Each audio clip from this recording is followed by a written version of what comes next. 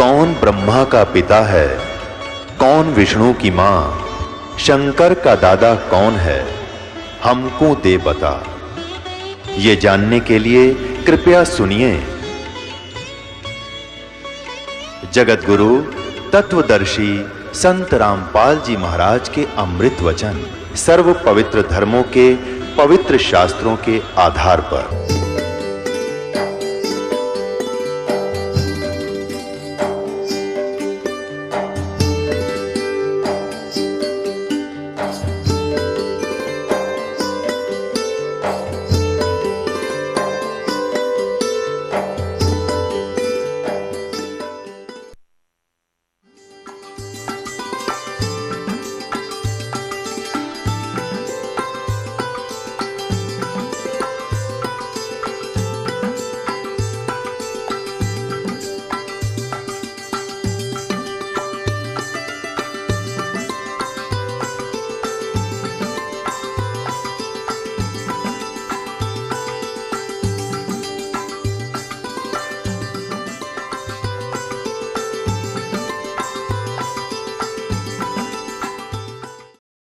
फिर वो चेला वहाँ से भी वो एक दिन फिर दोनों, वो पहले वाला उसका गुरु भाई जो सिद्ध वाला चेला था और स्वयं वो कहीं एक समागम था, कोई संतों का मेला सा भर जाता है एक दरिया के ऊपर, यानी नदी के ऊपर किनारे पर। तो वहाँ दोनों मिल गए 12 वर्ष के बाद। कुशल मंगल हुई तो उस सिद्ध के चेला जो सिद्ध वाली ही साधनाएं कर रहा था, उसने उस तत्वदर्शी कबीर पंथी संत का शिष्य होने वाले अपने गुरु भाई से, अपने मित्र से पूछा कि भी तूने क्या कमाई की 12 वर्ष में।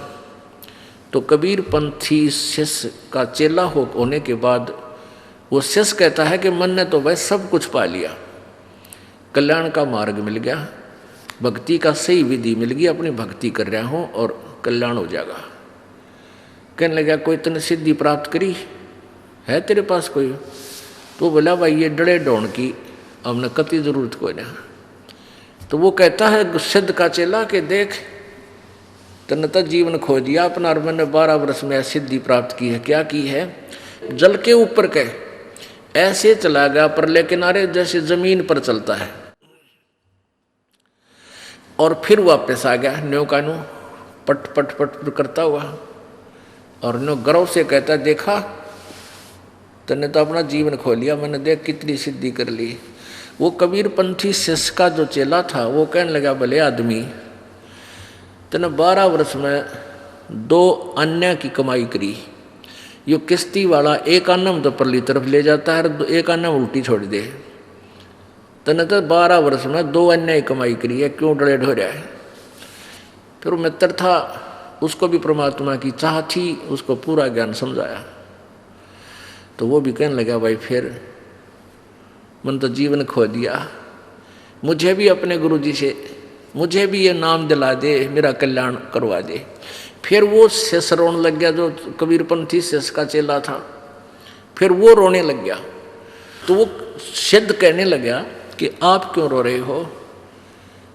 तो वो बोला कि वो कबीरपंथी संत बोला कि अभी ईब तेरा कल्याण हो नहीं सकता, मैं इसलिए रो रहा हूँ। अब वो चेला और सिद्ध कहने लगा भी ऐसी कौन सी बात है, मेरा कल्याण ना हो, मैं ऐसा दुर्भाग्यशाली प्राणी हूँ क्या मेरा कल्याण नहीं होगा जब आपका हो गया? तो उसने कबीरपंथी संत ने कहा कि भाई मेरे गुरुजी शरीर छोड़ गए, यदि मैं तुझे उनसे नाम दिलाता तो वो है नहीं। तो वो इतना ज्ञान तो होता ही है। तो वो सिद्ध कहने लगा भाई वो किसी को अपना उत्तराधिकारी बना के गए होंगे, मैं उससे ले लूँगा नाम, मुझे कल्याण कराना है। कहने लगे तू उससे नाम ले नहीं सकता जिसको वो उत्तराधिकारी बनाकर गए हैं, क्योंकि वो सिद्ध जब वो एक गुरु के चेले थे दोनों, तो जो सिद्ध अभी भी सिद्धि ही कर रहा था वो सीनियर था, और वो कबीरपंथी शिष्य बना वो उसका जूनियर था उस पहले वाले गुरु के। यहाँ सीनियर जूनियर की बीमारी सारा है। तो इसलिए उसने नो सोचा कि यो सीनियर है मेरे तर मन ने मेरे पास यू नाम ले नहीं सकता, और ले लेगा तो यू कर नहीं सकता, क्योंकि इसके मन में यू काटा खटकेगा कि तो मेरे पथ बाद का लगा हुआ है, इसलिए रो रहा था। तो वो सिद्ध कहने लगा कि भाई ऐसी बात नहीं है, मैं नाम लूँगा, मैंने तो अपना कल्याण करवाना है, मेरे समझ में आ गई तेरी बात सारी, कति कति डरे डोर दिए, मैंने जीवन खो दिया, घर छोड़ा इसीलिए था कि भगवान पाऊँ और मैं प्रभु पा के गया। तो उसने कहा कि इस दास को आदेश देकर गए हैं, वो शरीर छोड़ गए थे, और मेरे से नाम आप ले नहीं सकते क्योंकि आप मेरे तो सीनियर थे। उसी समय वो सिद्ध पुरुष जो सिद्धि करता था, सिद्ध बना रहा था, अपने ही जूनियर के पैर पकड़ लिए, चरण टेक दिए, नहीं बोले रही सा सस्ता सौदा, घर का गुरु है, इस तो बढ़िया वस्तु और कहाँ मिलेगी, मैं आपका बच्चा और आप मेरे परम पिता। जब भक्ति करनी है, परमात्मा पाना है, तो इसमें मर्यादा भी तो रखनी पड़ेगी। आप मेरे गुरुदेव, मैं आपका बच्चा, मैंने नाम दे दे, रुका नहीं जाता। तो पुण्यात्माओं, ऐसे हमने हर तरह से जो ना अपने आप को सेट करना पड़ेगा, हर प्रकार की बीमारी से निकलना पड़ेगा, मान से, बड़ाई से, ऊंच नीच से, इसे हटना पड़ेगा। तो यहाँ क्या बताते हैं, एक सिद्धि जल डूब न जाई, एक सिद्धि जल पैर न लाई,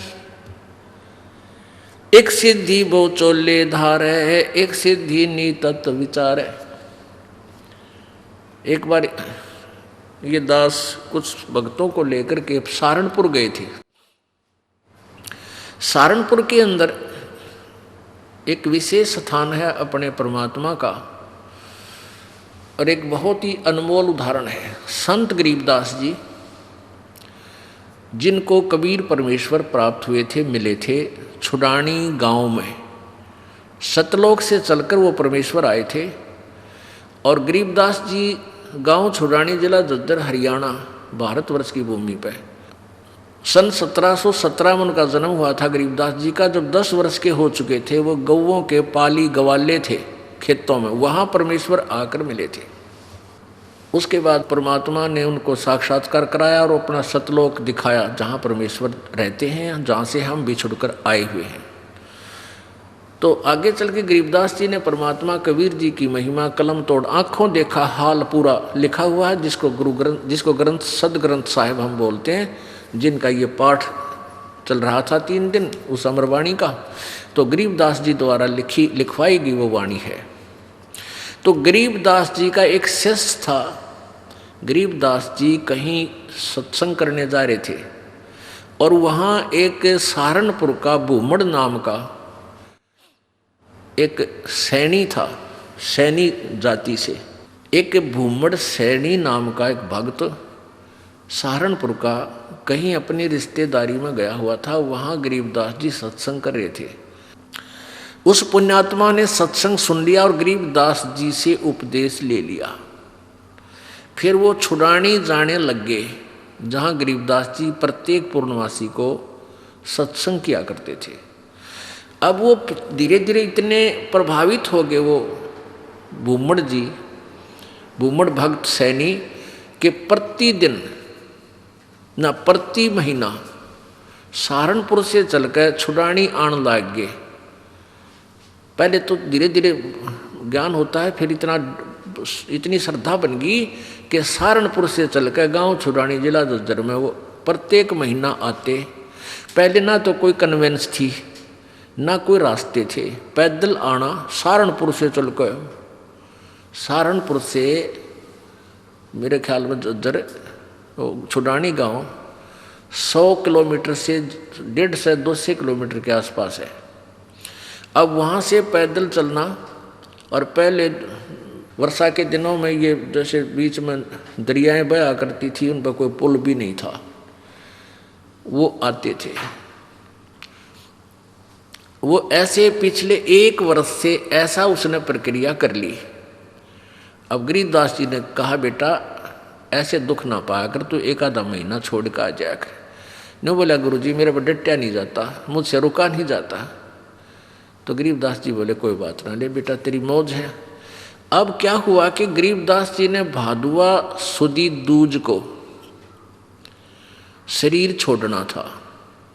उससे पहले उस भगत से कह दिया, बेटा अब तू यहां मत आना, ये मेरा ऑर्डर है, आज के बाद यहां नहीं आएगा। अब भूमड़ रोने लग गया, भूमड़ भगत रोने लग गया, काफी रोता रहा कि गुरुजी ने भाई बड़ा आदेश दिया, क्या बात है, मेरे से कोई त्रुटि बन गई, कोई गलती होगी मेरे से। परमात्मा गरीबदास जी बोले, बेटा क्यों रो रहा है? कि जी यूँ रो रहा हूँ, मुझ दास से कोई गलती तो नहीं बन गई, आपने यहाँ न आने का आदेश, आपके दर्शन ना करने का आदेश दे दिया। परमात्मा ने कहा, गरीबदास जी ने कहा कि दर्शन ना करने का आदेश नहीं दिया मैंने, यहाँ न आने का आदेश दिया है। मैं तेरे पास वहीं आऊँगा बेटा। बालक मैंने शादी कर दी, 4 लड़के थे, 2 लड़की गरीबदास जी के पास संतान थी। लड़कियों ने शादी नहीं करवाई, ब्याह नहीं करवाया था, वो आजीवन ब्रह्मचारी रही थी अपनी भक्ति की। 4 बच्चों का ब्याह कर दिया। अब मैं फ्री हूँ बेटा, वहाँ आऊँगा तेरे पास, और तेरा बाग है बताते हैं वहाँ। अच्छा हाँ जी, आपकी दया है, आपकी कृपा से ही तो सब कुछ हो रहा है। तो भाई उस बाग में मेरी एक झोपड़ी डाल दिए बेटा, मैं भी अपना भजन करूँगा और तेरे को सेवा दर्शन हो जाएंगे। तो बड़ा खुश होया और वापस चला गया। अब इंतजार कर रहा है, गुरुजी आए नहीं। उधर क्या हुआ, गरीबदास जी ने वो शरीर छोड़ दिया भादुआ सुदी दूज को सन 1778 में। तो 6 महीने हो गए। भूमड़ वहाँ रोए जैसे धर्मदास जी रोया करते तरफ में, और इतना बुरा हाल हो गया, हे भगवान क्या हो गया। और उधर से उसका बाग सूख गया, बाग कति सारे में कीड़ा लाग के कति सारा सूख गया। उसने सोची भाई मेरे भगवत जरूर अवश्य गलती बनी है, जब गुरुदेव ने मुझे वहाँ दर्शन करने की मनाही कर दी, अरे इधर से यहाँ मेरा बाग सूख गया। अपने आप को कोस रहा है, अपने अवगुणों को ढूंढ रहा है, मैंने कौन सी गलती ऐसी कर दी जो गुरुजी रूस के मेरे थे। तो 6 महीने रोता रहा। बसंत पंचमी के दिन गरीबदास जी भादुआ में शरीर छोड़कर बसंत पंचमी के दिन उसी शरीर में 61 साल की आयु के शरीर में, और वह भूमड़ के घर पर जाकर सच्चाई बोल दी। अब भूमड़ चरणों में पड़कर खूब रोया, है भगवान मन तने सोच ली थी कि मेरे से कोई गलती बन गई, गुरुदेव आप रुष्ट हो गया, पाए कोई ना। गरीबदास जी बोले, भाई कोई बात ना बेटा, थोड़ा सा लेट हो गया, मैंने काम हो गया था। और भाई मेरा जो है ना उस बाग में झूपड़ी डाल दे, जो तेरे बाग है ना, यहाँ घर में तो मैं नहीं रह पाऊँगा, वहाँ के एकांत में भगत भजन कराया करूँगा। तो भूमड़ बोला, महाराज जी वहाँ तो बाग तो सूख गया। गरीबदास जी बोले, सूख के बाग में झोपड़ी डाल दे मेरी, कोई बात नहीं। अब गुरु जी की आज्ञा पा के उसने वहाँ एक झोपड़ी, एक हट बना दी फूस फास डाल के। हफ्ते पाछे वो सारा बाग हरा भरा हो गया। गरीबदास जी वहाँ बैठते ही सारा नगर देखण आया, वो पूरा शहर देख, छोटा गांव था जब ये शहर बरवाड़ा जितना, सहारनपुर, यानी 200 वर्ष पहले की बात है। तो सारा गांव नगर देखण आया, और बहुत से उस चमत्कार से भाई भूमड़ कहे मेरे ये गुरुजी हैं जिनकी मैं रोज महिमा गाया करता था, ये बड़े सिद्धि युक्त हैं, बड़े पहुँचे हुए महात्मा हैं। और भाई बहुत से मुसलमान और हिंदू गरीबदास जी के शिष्य वहाँ हो गए। अब क्या बात है कि वहाँ ये दास क्या बताना चाहता था, एक सिद्धि बहु चोले धारे, एक सिद्धि नी तत्व विचारे। वहाँ एक लाल दास नाम का सिद्ध पुरुष था, उसका भी जहाँ गरीबदास जी का आश्रम बना हुआ छोटा सा, जहाँ उन्होंने दोबारा शरीर छोड़ा था, उसके साथ में ही 300-400 फुट की दूरी पर लाल दास जी का बहुत बड़ा मंदिर बना रखा है। वो शिव विष्णु पुजारी था। अब क्या हुआ कि वहाँ 35 वर्ष तक गरीबदास जी उसी रूप में रहे। हिंदू और मुसलमान दोनों ही गरीबदास जी के शिष्य बने, क्योंकि ये ज्ञान ही एकता उपजाने का है, उनका ऐसा ज्ञान है कबीर जी का। तो वहाँ शहर सहारनपुर शहर के अंदर एक आश्रम बना हुआ है, भूमड़ का पूरा घर था, वो उसका संतान नहीं थी। परमात्मा ने उसका कल्याण करना था, इसलिए उसको झंझट में फंसाया नहीं, तो उसने सारा ही अपना घर भी आश्रम के रूप में बना दिया था। आज भी वहाँ विद्यमान है। गरीबदास जी की परंपरा का एक आधा कोई भक्त वहाँ रह रहा है, ये दास देख के आया था। तो वहाँ 35 वर्ष की आयु के बाद शरीर छोड़ दिया, तो वहाँ उस बाग के अंदर ही उस शव को अंतिम संस्कार वहाँ दफना रखा है वो शरीर। तो अब क्या हुआ, जब शरीर छोड़ दिया गरीबदास जी ने, यानी शरीर त्याग दिया वहाँ पे, तो वहाँ काफ़ी भक्त शेष हो गए थे। तो उन्होंने सोचा भी छुड़ानी वाले जो इनके वंशज हैं, गरीबदास जी के बच्चे हैं, संतान है, उनसे पता करके आओ कि महाराज जी के शरीर को यहाँ लावा या वहीं अंतिम संस्कार कर दे। 2 घोड़ों पर 2 व्यक्ति सहारनपुर से चले, छुड़ानी आए।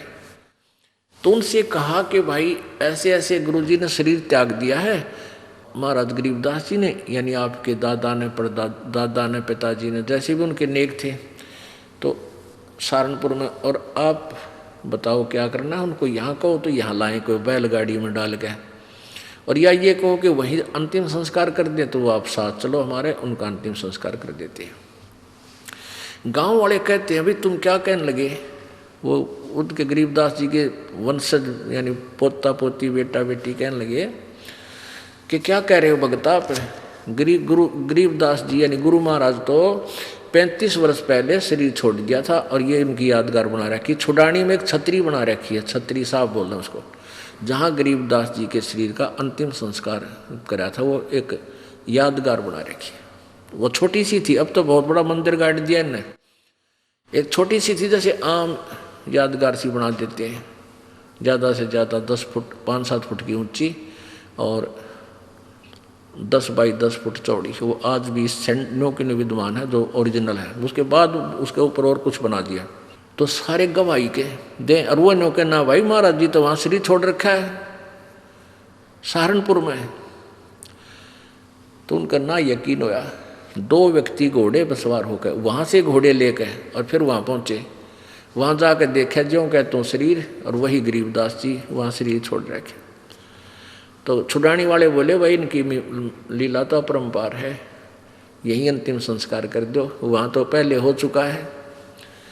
तो वो वहीं अंतिम संस्कार यानी नीचे एज इट इज शरीर दफना दिया, ऊपर यादगार बना रखी। ये दास वहाँ गया सन 1998 में, तो वहाँ देखा, यही बिल्कुल क्लियर देखने के लिए सच्चाई है या कैसा है, बिल्कुल सच्चाई पाई। और वहाँ विराजमान एक लेडी संत थी, उसने बताई कि जी ऐसे ऐसे सारी कहानी सत्य है। उनके समय का वहाँ एक पलंग भी है जिस पर गरीबदास जी विश्राम किया करते थे। वहाँ ग्रंथ साहब भी यही लिखा हुआ था, हस्तलिखित उनके पास विद्यमान है।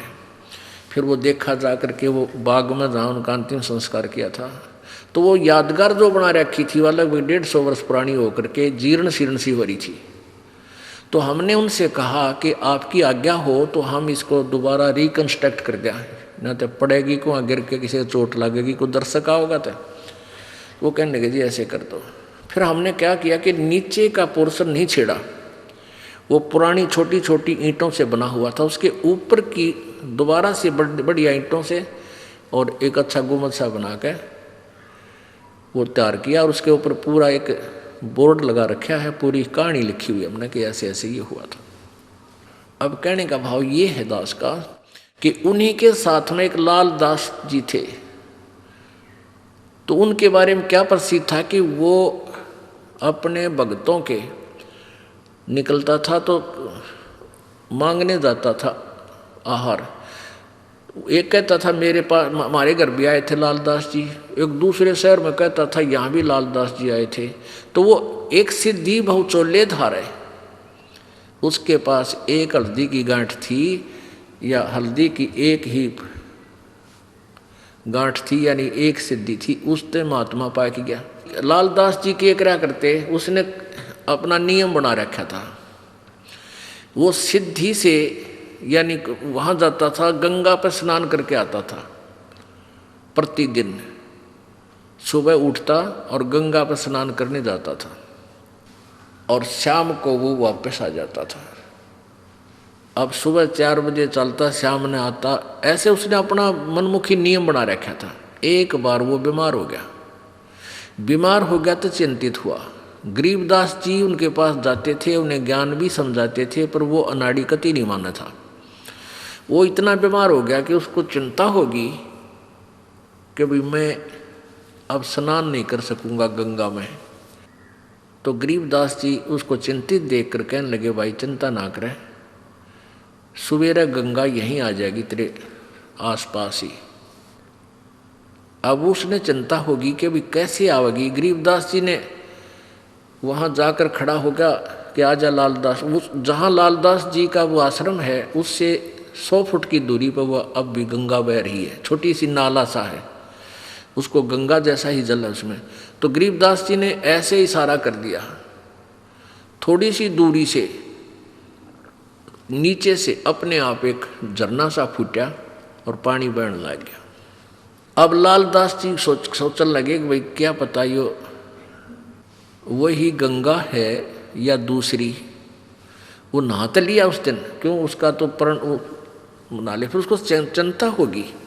उसको चिंता होगी कि गरीबदास ने मुझे बहका दिया हो और नहाने के लिए अपनी सिद्धि तो यहीं से को जल निकाल दिया हो। एक उसका चेला था लालदास जी का, वो गंगा पर स्नान करके आया था उस दिन, और उसकी धोती रह गई उधर, एक लोटा उस गंगा में बह गया, उस ओरिजिनल गंगा में, हरिद्वार में। तो वो वहाँ आया, वो कहने लगा, गरीबदास जी बैठे, लालदास जी बैठे थे। लालदास बोला, रे कई दिन आया, अगजी गंगा नहान गया था। अच्छा भाई, और ठीक? हाँ ठीक हूँ जी।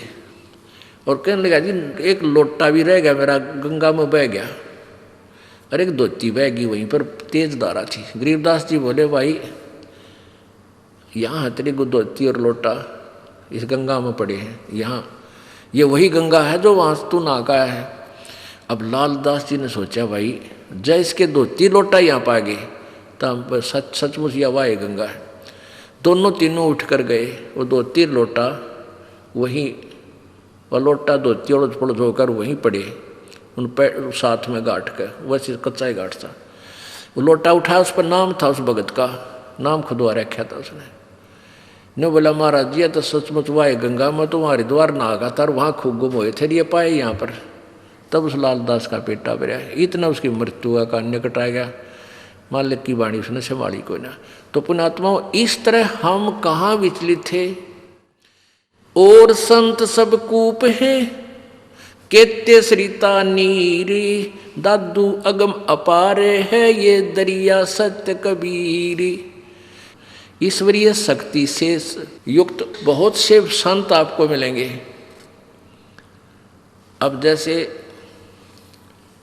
कुछ तो कुआ टाइप समझ लो, कुआ इतना ही काम कर सके, आपके पीने का काम चला दे, पानी का, पीने का, नथिंग, और फिर इसके उससे ज़्यादा नहीं।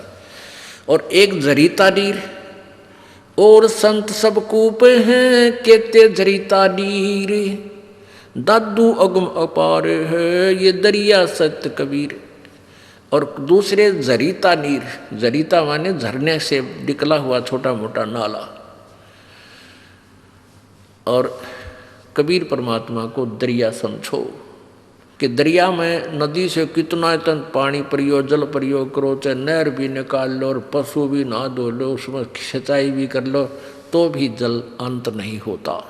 यानी पूर्ण समर्थ हैं कबीर जी। और भी संत छोटी मोटी सिद्धियों से ईश्वरीय शक्ति युक्त नजर आते हैं, लेकिन वो काम चलाऊ सरकार होते हैं। एक सिद्धि पांचों तत्नीरम, एक सिद्धि जो बज्र शरीरम, एक सिद्धि पीवे नहीं खाई, एक सिद्धि जो गुप्त छिपाई, एक सिद्धि जो ब्रह्मांड चलावे, एक सिद्धि सब नाद मिलावे, एता खेल खिलारी खेले, सो हम हंसा पर गट बेले, 24 को ना दिल चावे, सो हंसा शब्द अतीत कहावे। अब भक्त के लक्षण बताते हैं कि इन 24 को भी कोई भक्त इच्छा नहीं करेगा। वो भक्त है, वो शब्द अतीत है, वो परमात्मा का प्यारा है, वो मोक्ष प्राप्त करेगा, इन सिद्धियों में कभी भी नहीं उलझे। प्रसिद्धि पूर्ण पटरानी, सतलोक की कहूँ निशानी। कबीर परमेश्वर के पास इन सब सिद्धियों की माँ, यानी सब सिद्धियों की जननी, पूर्ण सिद्धि, प्रसिद्धि पूर्ण पटरानी और सतलोक की कहूँ निशानी। सतलोक सुख सागर पाया और सतगुरु भेद कबीर लखाया। हमारे सतगुरु कबीर परमेश्वर जी ने ही हमें इस ज्ञान को दिया। परमहंस देखो परवाना, जन कहता दास गरीब दीवाना। कि आप परवाना माने वो परमात्मा का वास्तविक संदेश, यथार्थ ज्ञान समझो, उसके आधार से भक्ति करो, तब तो तुम्हारा मोक्ष होगा। अब परमात्मा पाने के लिए हमारे अंदर कितना समर्पण होना चाहिए। जैसे हम पहले कहते थे, तन मन धन सब तेरा, तेरा तुझको अर्पण, क्या लागे मेरा। और चौवन्नी दान नहीं कराया करते, चौवन्नी नहीं दिया करते।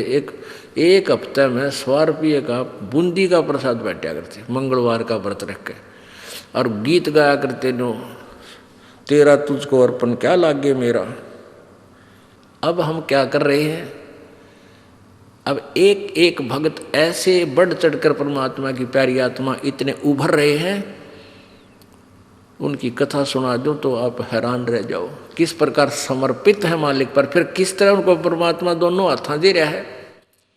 देते को हर देत है, जहां तहां से आने, अणदेवा मांगत फिरो, फिर परमात्मा सुने ना काने।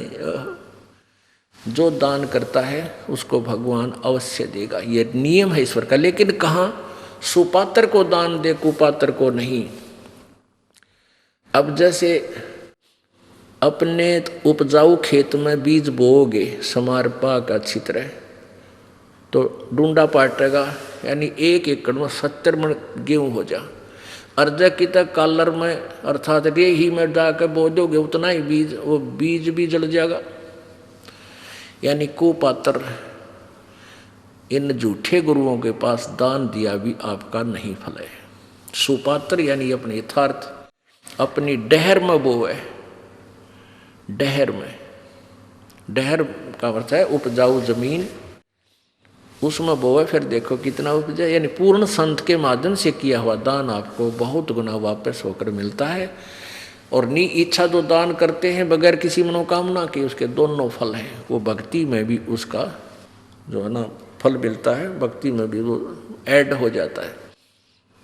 जैसे परमात्मा कबीर जी कहते हैं, टिड़ी चोंच भर ले गई नदी न गट्टो नीरे, दान दिए धन घटे नहीं नो कह रे साहिब कबीर। परमात्मा अपनी मोर मार कर कह रहे हैं, अपना गवाही दे रहे हैं कि जैसे जल से चिड़िया चोंच भर लेगी दरिया से नदी तक, उसमें कोई फर्क नहीं पड़ता। इसी प्रकार आप दान करते हो, उस दान के देने से जैसे नदी का दान दिए धन घटे नहीं। आप कितनी कमाई करते हो विचार कर लो, आप कितना धन कमाते हो जिस दिन से आप अपने पैरों पर खड़े होते हो और जिस दिन तुम्हारा अंत होगा। और फिर उसकी रेसों में कितना दान करते हो, जैसे दरिया में तो एक चोंच चढ़ी लेगी हो, इतना ही दान आप कर पाते हो। बाकी सारा या काल व्यवस्था में ही लगा जाते हो, लग ही जाता है। फिर उसका उस चढ़ी वाले चोंच का यानी थोड़े से दान किए हुए का आपको कितना फल परमात्मा देता है। इस जन्म में सुखी करे और आगे जन्म में ये कई हजार गुना बना और दरिया पावे, यदि सुचारू विधिवत दान किया जाता है तो। वैसे ड्रामेबाजी अपनी मर्जी से दान करना, उसका कोई लाभ नहीं होगा। अपने आत्मा कई बातें आ जाती हैं जो तत्व ज्ञान है और हम बालक हैं, भक्ति मार्ग में हमें ज्ञान नहीं था। एक तरफ तो ये कहते हैं भाई जो जैसा कर्म करेगा उसको फल अवश्य मिलेगा, पाप करो चाहे पुण्य करो। और एक तरफ से परमात्मा कहते हैं गुरु बिन माला फेरते, गुरु बिन देते दान, गुरु बिन दोनों निष्फल हैं चाहे पूछो वेद पुराण। अब गुरु जी के द्वारा दान नहीं किया गया वो व्यर्थ है, निष्फल है, बेकार है, ये भी कह रहे हैं, फिर ये भी कहते हैं, मन तो पावेगा अपना किया रे, भोगेगा अपना किया रे। मन तू पावेगा अपना किया रे, भोगेगा अपना किया रे। ये दोनों बात क्यों करवाई? हाँ, इसका भी एक एग्जाम्पल है। जैसे जब तक हमें संत परम नहीं मिलते तो हम दान करते थे। कोई भंडारा करता है, कोई किधर गौशाला धर्मशाला बनवा देता है, कोई प्याऊ लगवा देता है, कोई तीर्थों पर जाकर भोजन भंडारे साधु संत भक्तों को कराता है, उसका भी फल मिलता है, व्यर्थ नहीं है। और वो व्यर्थ भी है।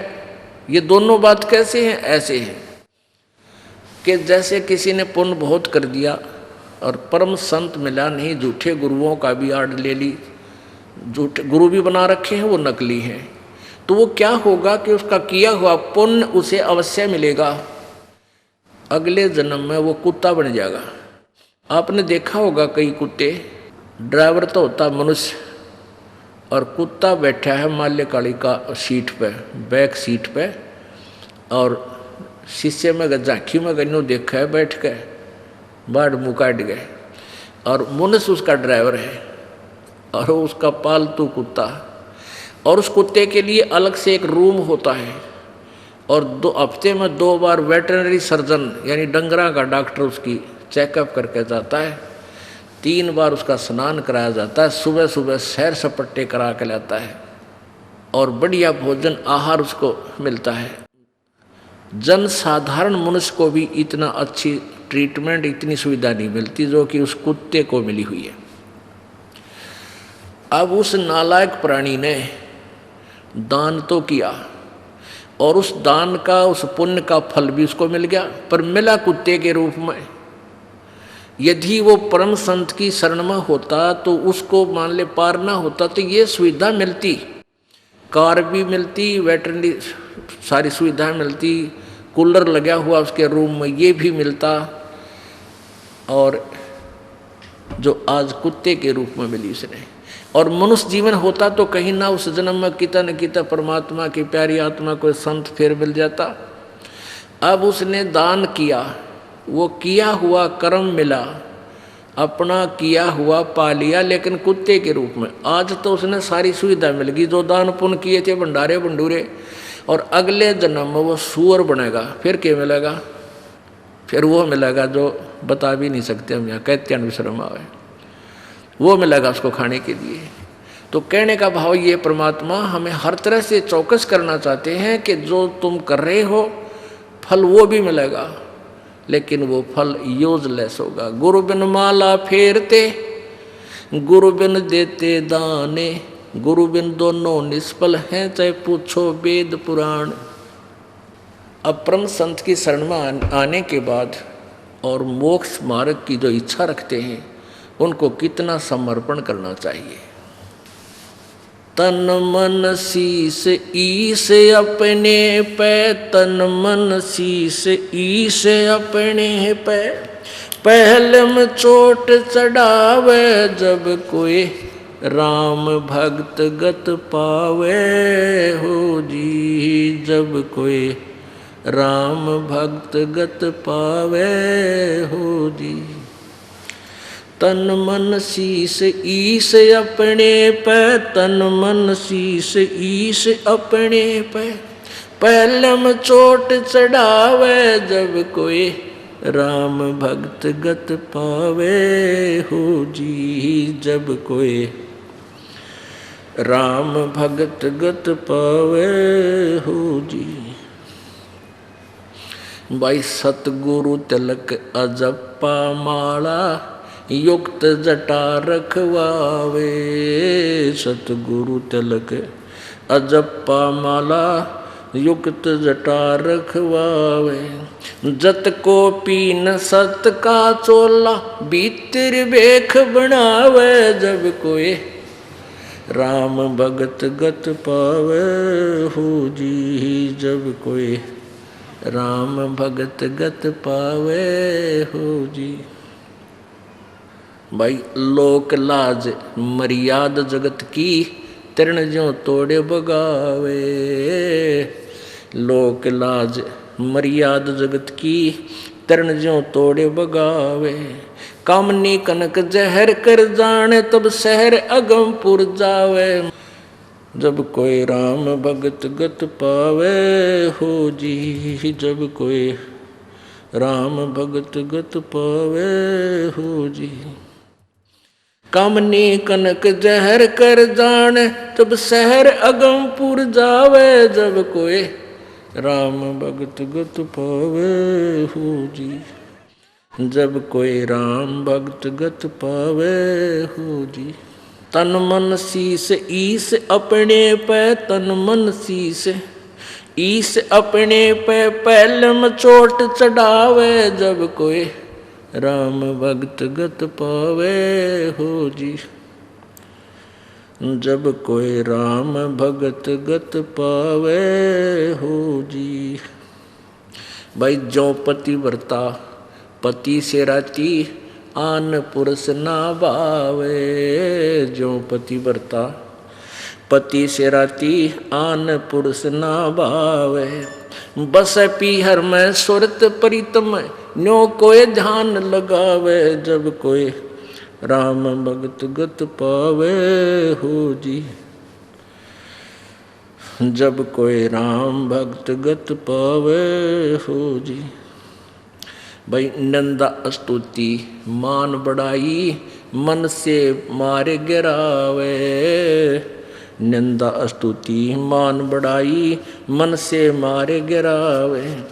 अष्ट सिद्धि की अटक न माने, वो आगे कदम बढ़ावे। जब कोई राम भक्त गत पावे हो जी, जब कोई राम भक्त गत पावे हो जी।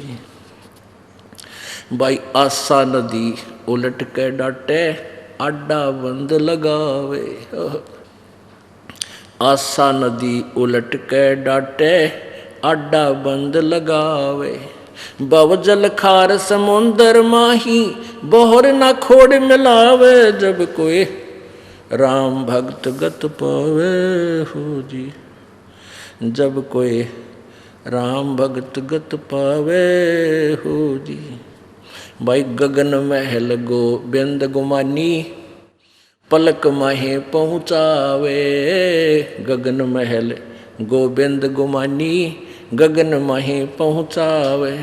नितानंद माटी का मंदिर, ये नूर तेज हो जावे। जब कोई राम भगत गत पावे हो जी। अब क्या बताते हैं, देखो नितानंद जी ये विष्णु जी के उपासक थे। और जैसा कि आपको बताया जाता है कि खेल का मैदान है ये भगवान वाला। अब जो जिला स्तर पर खेलते हैं उनके भी नियम वही हैं, और जो इंटरनेशनल स्तर पर चले जाते हैं खिलाड़ी, उनके भी मर्यादा और नियम यही होते हैं।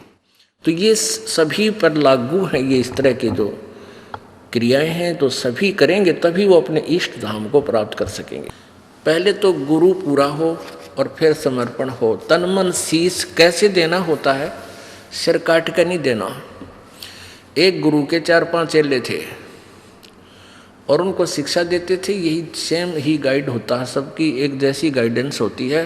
भाई गुरु जी को की आज्ञा का पालन अवश्य करना चाहिए, तभी जो है शिष्य गुरु जी से लाभ प्राप्त कर सकता है। भाई जो गुरु बचन पे डट गे र कट गे फंद 84 के, कट गे फंद 84 के। वस्तु मिली ठोड़ की ठोड़, मिट गी मन पापी की दौड़। वस्तु मिली ठोड़ की ठोड़, मिट गी मन पापी की दौड़। भरम मिटे मथुरा काशी के, भरम मिटे मथुरा काशी के। भाई जो गुरु बचन पर डट गे र कट गे फंद 84 के। यानी इस तरह की कथाएं तो आम व्यक्ति भी बताता रहता है कि जो परम संत की बात को स्वीकार कर लेता है और गुरु जी के वचन का पालन करता है, आज्ञा का पालन करता है, वही गुरु जी जैसा भी जिस सत्र का वो गुरु है, वो उसका लाभ भी शिष्य तभी प्राप्त करता है। तो एक दिन उस शिष्य गुरुदेव ने उन चेलों को यही कथा सुनाई, भाई गुरु जी की आज्ञा का पालन तो शिष्य नहीं करता, उसकी भक्ति नष्ट हो जाती है। और कुछ देर के बाद कहता है कि बच्चों आओ, तुम, एक मेरा आदेश है कि मेरे सिर में 5-5 जूते मारो। अब चेले राम फंस गए धर्म संकट में। अब भाई गुरु जी का नहीं हाथ कर दिया तो बात बिगड़ गई, और आज्ञा का पालन ना हुआ तो नाश हो गया। बैठे रहे, सन्नाटा छा गया। अब गुरु जी कहता है तुम नहीं क्या शिक्षा दिया करता मैं, भाई बस हो गए फेल सारे। अब बैठे रहे, एक चेला उठा, अपना जूता निकाल के और गुरु जी के चरणों के पास बैठ कर अपने सिर में 5 मारे, पट पट। अब गुरु जी कहने लगे भाई डंडी मत मारा, मन मेरे सिर में कहा था, तेरे में नहीं। तो वो चेला कहता है दास का शीश भी तो आप ही का तो है। तो ये विवेक से समर्पण करना है, इतनी ही बात है कि गुरु जी की आज्ञा का यही पालन है कि जैसे गुरु जी कहे उस प्रत्येक मर्यादा का पालन करें। अब गुरु जी क्या कहेंगे, बेटा भक्ति कराया करो, परमात्मा ना भूलियो, बुराई छोड़ दो, बीड़ी शराब मांस तम्बाकू मत पीना। जब तुम ये ना मानोगे तो फिर किसी भगत क्यों डरे हो, यहाँ आने का फायदा क्या तुम्हारा। तो ये आज्ञा का पालन तक ये शीश देना है। और भाई सत्संग में जरूर आया करो, 100 काम छोड़ कर आया करो, ये आदेश होता है गुरु जी का। और यही पालन नहीं करोगे फिर भगत किसे, फिर लाभ इसे टिंडे मिलेंगे तुम न जिसे करोगे। अब क्या बताते हैं, तन मन शीस ईस अपने पे पहले में चोट चढ़ावे, जब कोई राम भगत गत पावे। यानी ये ब्लाइंड फेथ का मार्ग है, भक्ति मार्ग। ब्लाइंड फेथ गुरु जी पर करना होगा। अब इस ब्लाइंड फेथ का लाभ उठा लिया नकली गुरुओं ने। अब भगत श्रद्धालु चले जाते हैं, गुरु जी जो कहते हैं भाई सही है। देखा है लाखों करोड़ों शिष्य ऋषि नकलियाँ के फंसे बैठे हैं, उनकी कोई थ्योरी नहीं, ABC नहीं जानते हुए, और वहाँ बेचारे नहीं बैठे रहते। वह गुरु जी जो कहते हैं सही है, क्योंकि वो श्रद्धालु गणे हैं, वो पुण्य आत्मा ज़्यादा है। और वो नकलियाँ उनका सूत बैठ गया, लाभ मिल गया वो कि मैं अटपट मारे जाओ, गुरु बच्चे नो सिर लाते रहते। हाँ बहुत ठीक बताई। लेकिन इस तत्व ज्ञान को समझ कर फिर समर्पण करें, फिर अग्रम अग्रम नहीं रहने चाहिए। जिस दिन नाम ले लेते हो आप, उसके बाद नाम लेने से पहले हमने इतने ग्रंथ बना रखे, सारे पढ़ कर देख लो। बना तो भगवान ने रखे थे, हमने तो उनको सरलार्थ करके सिंपल वे से समझा के एक पुस्तक बना रखी है। पहले पूरी अपना सारा संशय दूर करके फिर नाम लेना चाहिए, फिर समर्पण करें जब आपका बात समझ में आ जाता है।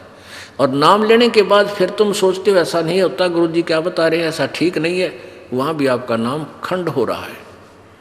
फिर ब्लाइंड फेथ करना चाहिए आपने। गुरु जी जो करे फाइनल, क्योंकि आप तो बालक हो, गुरु जी एक टीचर होता है।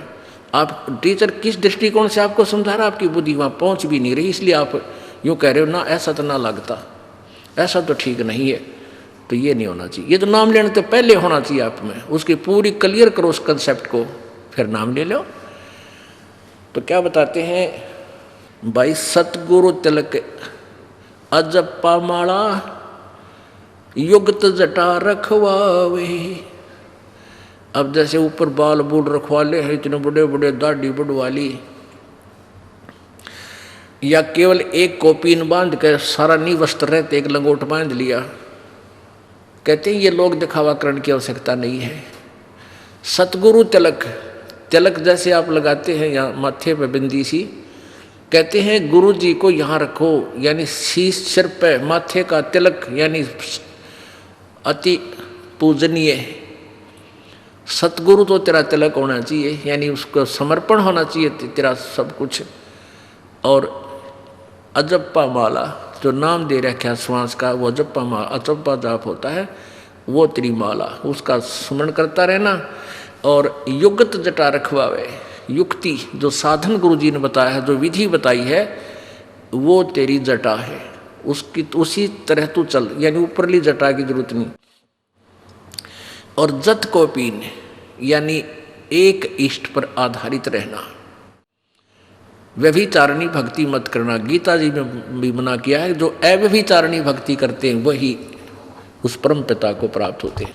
व्यभिचारिणी भक्ति होती है एक इष्ट की बजाय 36 इष्ट, 36 देवताएं पूजा करें, वो व्यभिचारिणी, जैसे एक लड़की अपने पति पर आश्रित ना हो करके अन्य पुरुष गमन करती हैं तो वो व्यभिचारिणी कहलाती है। तो कहते हैं ऐसे नहीं चलेगा, केवल एक इष्ट और एक ही गुरु, नथिंग एल्स, जो वो बताओ वही करना होगा। तो यहाँ कहते हैं जत को पीन और सत का चोला, यानी पूरा खरा रहे, बकवाद नहीं करे, मन में दोष नहीं रखे और भीतर वेख बनावे, अंदर अंदर साधु बने, बाहर दिखावा नहीं, नम्रता आवे, शुद्धता आवे, बुराई से दूर हो, चोरी चप्पा जारी नहीं करे, झूठ नहीं बोला, ये तेरा अंदर भेख बनावे। सत्य सत का चोला भीतर भेख बनावे। फिर क्या कमाल करते हैं, क्योंकि ये मर्यादा करनी पड़ती है, लोक लाज मर्यादा जगत की और तरण जो तोड़ बगावे। जैसे मीराबाई ने तोड़ी एक ठाकरों के घर में जन्म होके, और रविदास जी एक शूद्र जाति के महात्मा से नाम लिया, उसने लोक लाज को डीकड़े की तरह तोड़ के फेंक दिया और वो परमात्मा पाई। लोक लाज मर्यादा जगत की, जो हमने मर्यादा बना रखी है, क्या बना रखी है, बात में जाओगा भाई और बेबे बहन वहाँ पटड़ा बिछाओगी और नू कहेगी भाई आड़े खड़ा और मैं तेरी पूजा करूँगी, उसका तिलक लावेगी, उसकी आरती करेगी, क्यों, एक चार अन्य फालतू दे दे भाई, सारा रोला यूँ है। अरे ओ भाई पहले भी वही था, आज भी वही है, आपका बहन भाई का एक नाता विशेष हो है और बहन का हक है, आप भाई जावे अपनी बहन के दुख में पहले दुखी हो जाकर, बात वाले दिन क्यों ड्रामा करे, पहले पूछा बेबे तेने पैसे की आवश्यकता वो बता, और चीज़ चाहिए वह बता, उसकी आवश्यक वस्तु पहले ही प्रबंध कर दे, उस दिन ड्रामा नहीं करे। तो ये इस तरह की जो कहानी है, ये लोक लाद, ये मर्यादा जगत की बनाई हुई मर्यादाओं को ये नहीं करे। जैसे रक्षाबंधन बनाती है बहनें, भाई पर जाती है, भाई का रक्षाबंधन बांधती है कि तू मेरी रक्षा करिए। एक बहन कह रही थी रक्षाबंधन को मैं घर गई हुई थी अपने भाई का रक्षाबंधन बांधने के लिए, और भाई दुर्घटना में ग्रस्त हो गया, भाई की लाश मेरे पास आ गई। बताओ वो ईब समझ में आवा है कि वो बेचारा मेरी रक्षा कहाँ करेगा जो अपनी ना कर सके। तो क्यों ना उस परमात्मा के बांधे हम जाकर रक्षाबंधन, कबीर परमात्मा की शरण में आए, उस सूत्र से बन जाए जो सबकी रक्षा करता है। तो इस तरह की जो मर्यादाएं हैं ये हमने तरण की तरह यानी डीकड़ा सा तोड़ कर फेंकना पड़ेगा। ज्यों पति बरता पति से राती आन पुरुष ना बावे, कैसे साधना करते हैं, कहते बस है पीहर में सुरत प्रीतम में नो कोई ध्यान लगा। ये हमारा मेडिटेशन। जैसे लड़की का ब्याह हो गया, शादी कर दी, पति के पास चलेगी, फिर वह महीने 20 दिन के अपने घर के लिए अपने पीहर आ जाती है, मायके आ जाती है, तो उसका एक पल भी अपने पति से दूर मन नहीं होता और ना घर क्या बेरा उसके मन में क्या सोच रही है, क्योंकि स्वाभाविक होता है।